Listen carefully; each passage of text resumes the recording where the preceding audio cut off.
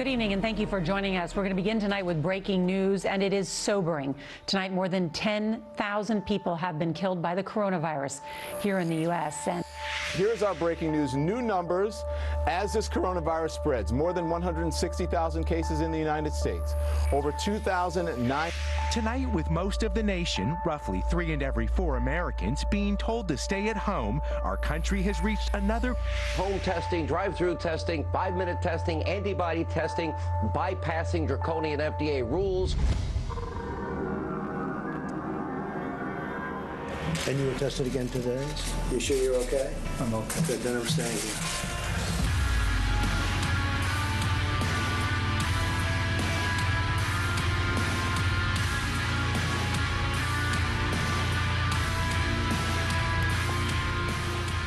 Un verdadero tsunami, preparados a lo que se avecina.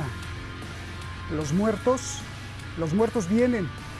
Las próximas semanas veremos imágenes casi del fin del mundo.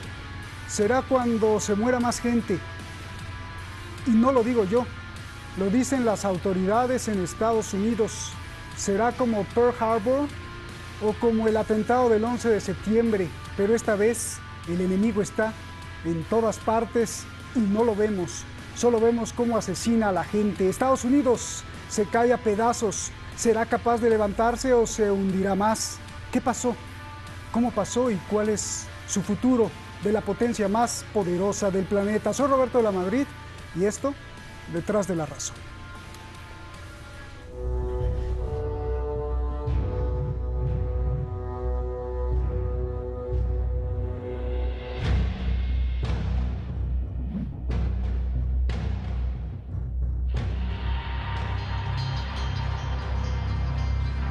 El coronavirus. Truly an unprecedented situation. This virus doesn't discriminate. It attacks everyone. I want every American to be prepared. En todos los rincones de Estados Unidos suenan las alarmas. Prepárate para lo que se avecina, suplican las autoridades. This is going to be the hardest and the saddest week of most Americans' lives, quite frankly. This is going to be our Pearl Harbor moment, our 9/11 moment, only it's not going to be localized. It's going to be happening all over the country, and I want America to understand that. Las autoridades incluso piden no ir a la farmacia ni al supermercado. No salgan de sus casas, por favor, ruegan. El gobierno de Donald Trump ahora recomienda llevar mascarilla. Las cifras oficiales ya rebasaron los 300.000 contagios y se enfilan a los 10.000 muertos. Y sigue subiendo. Se cree que serán 240.000 muertos.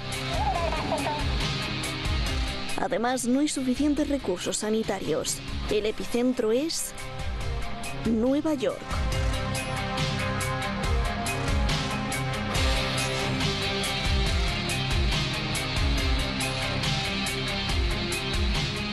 Los hospitales saturados racionan el material médico y piensan enterrar a los muertos en los parques ante el colapso de las morgues.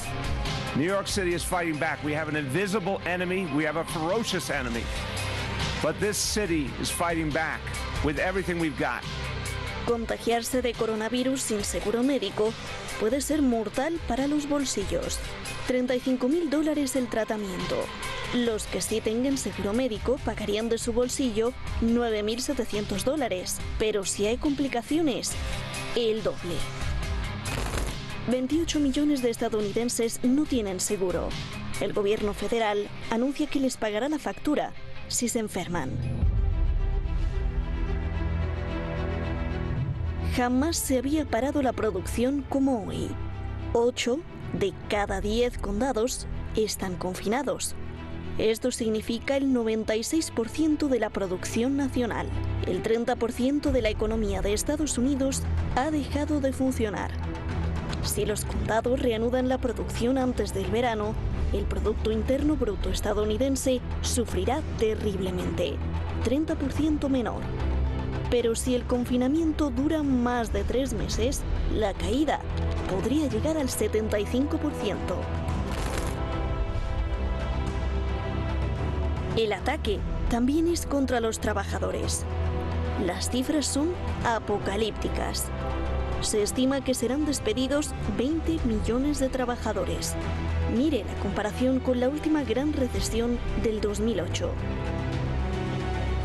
Y ya empezó. Solo en marzo se quedaron sin trabajo casi 1 millón. Esta otra gráfica es de terror.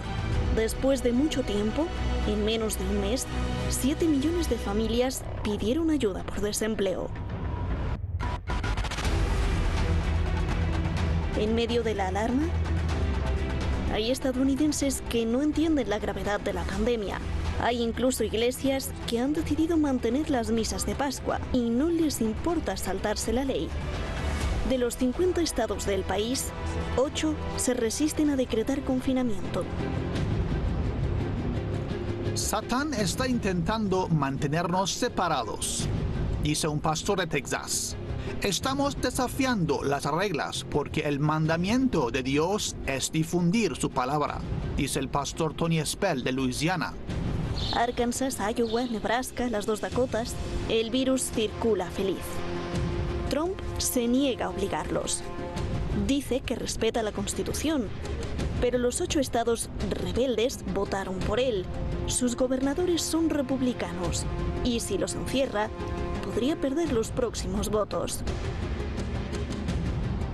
El problema es que este virus parece no distinguir ni a ricos ni a pobres, ni partidos, ni ideologías, ni países.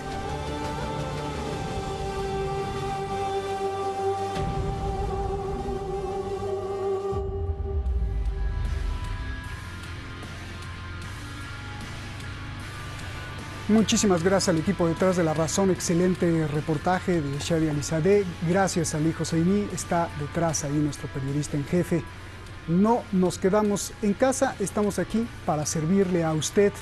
Y mi reverencia a usted por apoyarnos tanto, por comentar, sugerir y analizar junto con nosotros. Son miles de comentarios de Detrás de La Razón que están haciendo conciencia, sea verdad o sea mentira, estamos reflexionando y eso es importante. Muchas gracias. Tenemos a 2 piezas clave en el análisis internacional. Investigador de la economía, analista financiero y experto en las políticas mundiales, Francisco Javier Martínez en España. Y al académico con grado reconocido de investigación científica, doctorado y catedrático en la Universidad Autónoma de Baja California, Jesús López Almejo. Jesús, un placer, que además está estrenando su canal de YouTube con miles de seguidores. Los invito a seguirlo, se llama Tu Profe de RI, profesor de Relaciones Internacionales. Esta noche les agradezco a los 2 y vamos a analizar solo 3 cosas: la causa de este desastre, lo que se está viviendo y el futuro de Estados Unidos, si se muere o se salva. Empecemos por lo primero, por las causas. Y quiero empezar con preguntas muy fuertes. La pregunta la reduzco así, Francisco. Comienzo contigo. ¿Hay la posibilidad de que esto sea una guerra de degenerados contra racistas? A ver, explico. Es decir, globalistas que apuestan a la hegemonía de la supuesta libertad de mercado y de la libertad de conductas, contra racistas supremacistas que apuestan por una hegemonía nacional sobre el mundo. Globalistas que su ideología es de perversión. Vamos a los hechos. Jeffrey Epstein. El contacto entre la conducta de abuso y las esferas más altas de poder, príncipes, presidentes, primeros ministros, el contacto también con Maxwell y la inteligencia israelí, el Mossad, Harvey Weinstein, otro promotor de la cultura criminal del tráfico sexual que aprovechaba su poder en Hollywood para extenderlo, las acusaciones a George Soros de generar caos a través de las izquierdas y defensa de los derechos del mundo. El Parlamento de Hungría promovió una ley que considera así a George Soros. Estos son hechos. Del otro lado está el grupo de Donald Trump que quiere imponer pues a sus alfiles en la Junta de Gobernadores de la Reserva Federal y que curiosamente son unos fanáticos de cambiar la moneda universal del dólar por patrón oro, algo que no le conviene a los globalistas fiduciarios. Y entonces aparece el coronavirus. Francisco, sea arma de laboratorio o sea una mutación natural de los pangolines, ¿es posible que se esté aprovechando para borrar el intento de los supremacistas, racistas por controlar el mundo? por parte de los globalistas que pugnan una libertad total, es decir, cómo redes de tráfico humano están asociadas y relacionadas con todo lo que estamos viendo en la economía que se cae a pedazos. Por favor. Buenas tardes, Roberto, buenas tardes, Jesús, y buenas tardes, queridísima audiencia.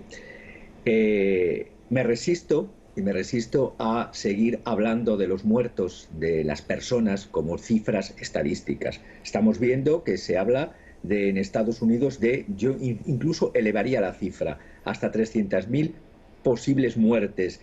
De una población de 327 millones, estaríamos hablando del 0,09 de la población. El hambre, cada año, en el mundo mueren alrededor de 24.000 personas al día por hambre puro y duro, y por causas relacionadas con la desnutrición otras 100.000 al día. Pero de eso no se tiene en cuenta, lo diga Jean Ziegler o lo diga el Papa. Esto es una lucha dentro de las élites, como bien has señalado, y de las élites del capitalismo, porque estamos viendo que el único sistema que existe en el mundo se llama capitalismo. Me da lo mismo que esté dirigido por un partido comunista, será un capitalismo de Estado, o que sea porque no olvidemos que la República Popular China, tras su creación, es una creación de los intereses globalistas. Y no solamente me ciño en el momento del año 72, en plena Guerra Fría, cuando los Estados Unidos de Nixon y Henry Kissinger fueron a establecer esas relaciones privilegiadas en el cual se buscaba el taller barato esclavista del capitalismo internacional. Y cómo se instaló Chase Manhattan, el antecedente de JP Morgan, como primera sucursal del National Bank of China. La realidad de la presencia sionista en China es muy antigua, desde las guerras del opio. Estoy pensando, por ejemplo, en grandes familias que tras la guerra del opio, familias sefarditas como los Sassoons, entre otros, ya se habían establecido en China y crearon, entre otros, la ciudad de Shanghai. Es una creación de todas estas familias, ya te digo, familias como pueden ser los Sassoons, que son los llamados Rothschild del este, los Gubais, los Abrahams, los Nishins, los Ezras, los Kaduríes y los Harduns. Todos estos crearon ya desde el 1845 todo lo que eran las relaciones de comercio internacional tras las guerras del opio, establecimientos de judíos bagdadíes que venían de Bagdad, pero en su origen eran de la península ibérica, que se establecieron allí, y eran conexiones que tenían con los Rothschild y con los Rockefeller. Entonces, lo que se está produciendo, parece mentira que muchos analistas vean esto como un retorno a las nacionalizaciones, como retorno a los estados. Si hay algo propio de la cultura norteamericana, igual que la tarta de manzanas, son las nacionalizaciones. Nacionalizaciones que se han hecho no solamente desde la época del año 29, sino posteriormente, incluso con Ronald Reagan. Es decir, nacionalizaciones que sirven para limpiar los balances de empresas que están mal, se nacionalizan, y cuando se limpian vuelven al mercado. Ese es el gran error de mucha izquierda, que cree que nacionalización es igual que izquierda. Y en cuanto a lo que me preguntabas, y para terminar, es una lucha, es una mutación del capitalismo neoliberal hasta ahora, del globalismo que funcionaba bajo la expansión neoliberal, a un capitalismo autoritario, incluso con momentos que puede tener de capitalismo de Estado. Y ese capitalismo autoritario necesita tener ciudadanía sumisa en una servidumbre voluntaria en todo el planeta. Bien. A ver, Jesús, tú que eres un gran académico con pensamiento estricto, yo te pregunto, ¿qué posibilidad hay de comparar esto o de que sea esto la Tercera Guerra Mundial sin caer en la especulación de que el coronavirus sea un arma o sea una mutación natural? Solo fíjate en los datos, las bolsas, los cambios de paradigma económico y lo más importante en las relaciones internacionales, la lucha por el poder entre grandes bloques. Por favor. ¿Qué tal, Roberto? Pues muchas gracias por la invitación. Primero que nada, saludo también a mi colega y a tu público en general de Hispan TV. A mí me parece que no necesariamente un arma de guerra, si lo comparamos, por ejemplo, con la fiebre española o la gripe española de hace 100 años, que tuvo lugar entre 1918 y 1922, después de la Primera Guerra Mundial. Algo que dejó claro esa experiencia histórica es que las pandemias tienen mayor capacidad para acabar con la humanidad que incluso las mismas guerras, por lo menos de aquella época. porque si comparamos los números, bueno, estamos hablando de 10 millones de personas que se estima que murieron durante la Primera Guerra Mundial versus entre 35 y 60 millones de seres humanos que murieron casi 4 años después en el contexto de la mal llamada gripe española. Si tomamos en cuenta esto, viene un cambio de orden institucional, una visión de mundo dominante que se basaba en la diplomacia secreta, que pasa a la diplomacia abierta con la creación de la Liga de Naciones, etcétera. Es decir, se cambia un poco el paradigma de cómo se hacía la política internacional de hace 100 años, y me parece que lo que estamos experimentando ahora, con sus proporciones guardadas, pero haciendo una analogía, pudiera parecer o demostrar que 100 años después, en los que pareciera que la humanidad ya evolucionó, ya creó instituciones más sólidas para enfrentar retos que amenazan al ser humano como especie, en donde ya desarrollamos tecnología, ciencia, medicina, armamento, incluso capacidad logística para movilizarnos más rápido. Bueno, pues pareciera que la pandemia o las pandemias siguen siendo nuestro coco. En México le decimos que algo es tu coco cuando después de que crees que ya lo superaste, sigue aterrando y sigue causando problemas, un factor en la operación que llevas a cabo para enfrentarlo. Y en ese sentido, la pandemia del COVID, cuando nos ponemos a pensar que de noviembre a la primera semana de abril del 2020, es decir, de noviembre 19 a la primera semana del 2020, ya tienes a casi 1,5 millones de la población contagiada y casi 100,000 muertes, me parece que estamos hablando de esto que decíamos, las pandemias siguen dificultando a la humanidad, la manera de que la humanidad se coordine de manera colectiva para enfrentar un reto que a todos nos amenaza como especie. Por lo tanto, aunque no es una arma de guerra, sí se pueden aprender varias lecciones de cómo una pandemia mete en problemas a la humanidad, y en ese orden de ideas sí genera varias pistas para que en el futuro no muy lejano haya países que vuelvan a tomar la idea de las guerras químico-bacteriológicas para, digamos, atacar a sus contrincantes. Bien, ahora de regreso me contestas esto que insistía Jesús, si bien puede ser que no sea un arma de guerra, pero quizás se utilice como un arma de guerra aprovechando la oportunidad de que esté en problemas el mundo, como tú dices, por la pandemia. Francisco, vayamos para cerrar este tema de las causas. Mi colega Daniel Estulín me dice que para que la élite sobreviva, la mayoría tiene que morir, Francisco, y es por eso el negocio de la guerra y de las pandemias, quizá, ¿por qué no? Las guerras en Yemen, pues no se detienen jamás, nadie las quiere parar, tampoco en Siria, en Irak, se busca que sean eternas, te pregunto. Ahora con el coronavirus, para que la élite sobreviva, la mayoría tiene que morir, ¿o esto es exageración?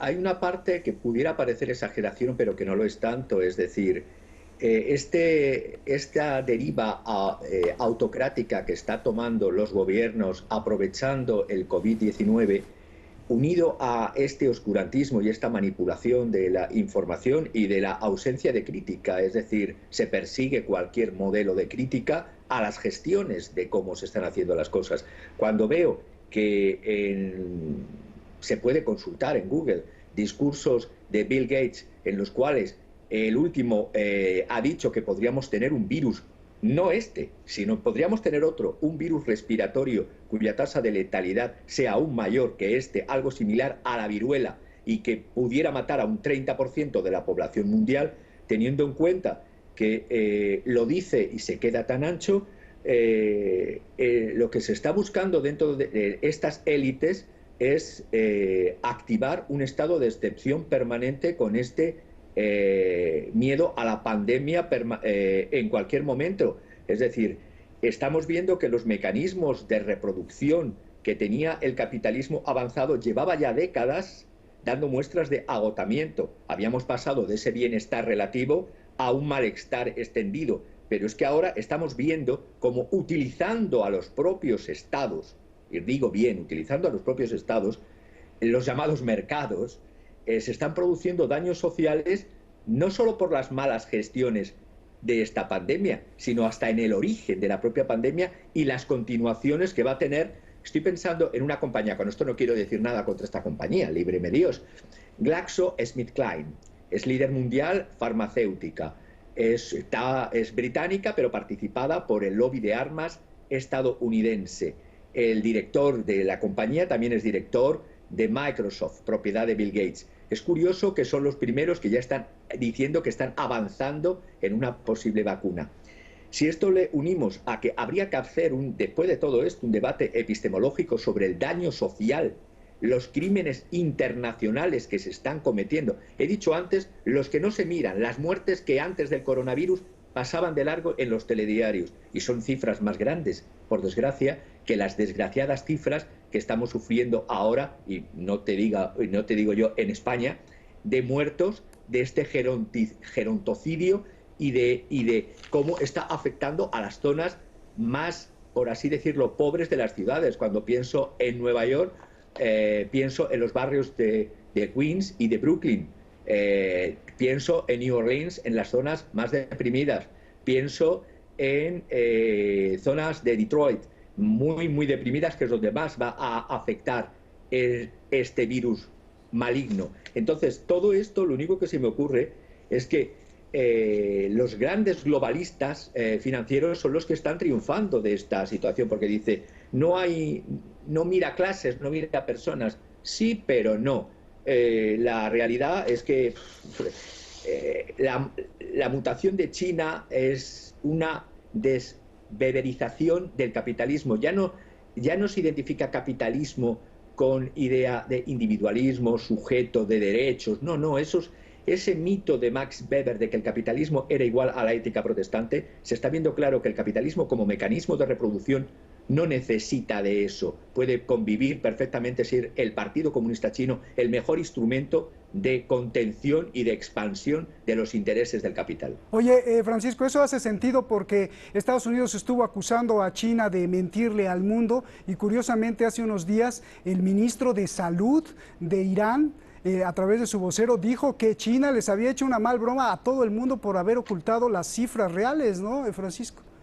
Es que yo no me puedo creer claramente que de una población de 1.150, creo que tiene China, solo haya habido unos miles de muertos, miles de 1.150 millones, y muy localizados en ese extenso territorio que es China, en Wuhan, en Shanghai, en Beijing.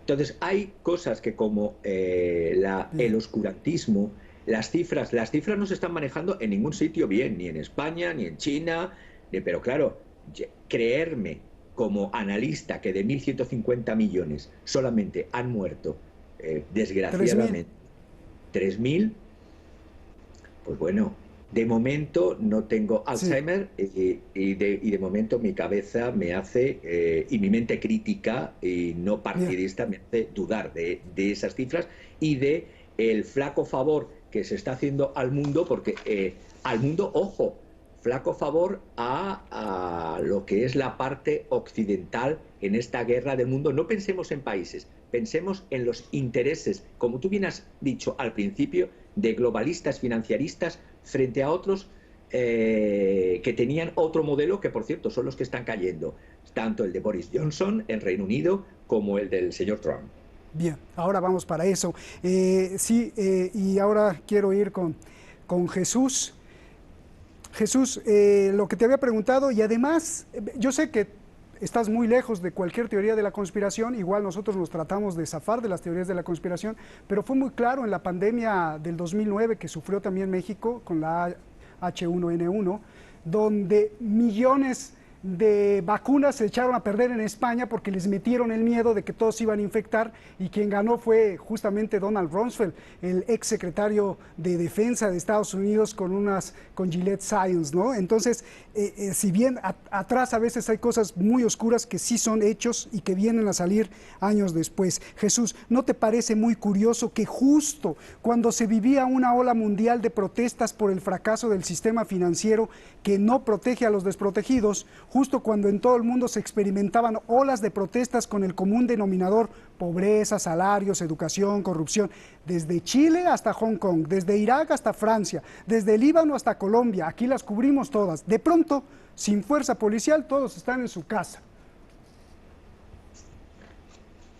Pues justamente, Roberto, yo iba a mencionar que estaba un poco en desacuerdo con lo que había dicho mi colega con respecto a a la imposición globalista, porque si lo vemos, y tú mismo con estos datos que mencionas me das un poco la razón, Venga. En realidad es que desde las corrientes globalistas lo que podamos incluso visualizar es un poco el debilitamiento de la globalización, es decir, que estas corrientes neoinstitucionales, por ejemplo en las relaciones internacionales, o de estos promotores del mercado autorregulador y de la idea de que los estados tenían cada vez menos fuerzas y que las fronteras estaban haciendo invisibles y que las tendencias mundiales prácticamente estaban rebasando las identidades locales, pues ahora estamos viendo que con esta, digamos, pandemia, cada país, incluso en la misma Unión Europea, estamos viendo justamente eso. Cada país está rascando como puede, está enfrentándose con sus propios sistemas de salud y con su propia manera de concebir cómo combatir la pandemia. Y esto entonces nos lleva a una reflexión, cómo el regreso de los nacionalismos o de los discursos nacionalistas, justamente con la idea del fortalecimiento del Estado policial, de alguna manera nos tiene a las sociedades, por lo menos al 50% de la población mundial, metidos en nuestras casas, justamente tratando de, como una manera paliativa, de rescatar el mundo quedándonos en casa para no contagiar o no ser contagiados. A pesar de que, bueno, hasta ahora se ha visto que en países en donde tienen buenos sistemas de salud no necesariamente es tan letal el coronavirus. Sin embargo, aquí hay una cosa muy importante, Roberto, en la guerra de narrativas. Y en la guerra de narrativas es hasta dónde el miedo y la incertidumbre, que también incluso se propaga a través de los medios de comunicación, son capaces de hacer que las sociedades actúen diferente que en las circunstancias normales. Esto que dices es muy revelador. Los movimientos feministas asolando América Latina, los sindicatos, los diferentes, digamos, grupos de interés que salían a desbordar las calles en el mundo, justamente reivindicando derechos o demandando derechos de los estados. Y de pronto el tema del coronavirus nos tiene a todos en casa. Incluso hay expresiones como la chilena que pretenden incluso reformar la Constitución para darle más fuerza al Estado policial en contra de, digamos, de las sociedades, bajo la idea de que quien sale a la calle se vuelve en un ente peligroso. Entonces me parece que si lo vemos, solo tendría sentido hablar del fortalecimiento de tendencias globales si lo vemos desde una posición neomarxista, en la cual los grandes corporativos, las grandes corporaciones multinacionales, principalmente las relacionadas con los insumos que están directamente vinculados al sector salud, o las grandes farmacéuticas también vinculadas a la industria del armamento, a través de los estados legitiman sus posiciones y sus ganancias a través de rescates, etcétera, como se plantea pues en las corrientes neomarxistas, que son los grandes intereses burgueses, los grandes intereses particulares, utilizando la plataforma del Estado, que tiene la obligación de velar por la cosa pública, para que a partir de la infraestructura estatal se puedan generar estrategias y también herramientas de dominación sobre las sociedades. En ese sentido tendría un poco de razón la idea de lo que se planteó hace un momento. Sin embargo, me parece que lo que nos está demostrando esto es que pues el Estado está ahí, que puede ser una especie de gigante dormido, y que finalmente en este tipo de retos colectivos pues tiene la fuerza y el carácter y la estructura para meternos a todos en cintura. Bien, si usted nos gusta seguir en la segunda parte, búsquelo ahí en YouTube y pues ahí estamos, no se lo pierda en YouTube.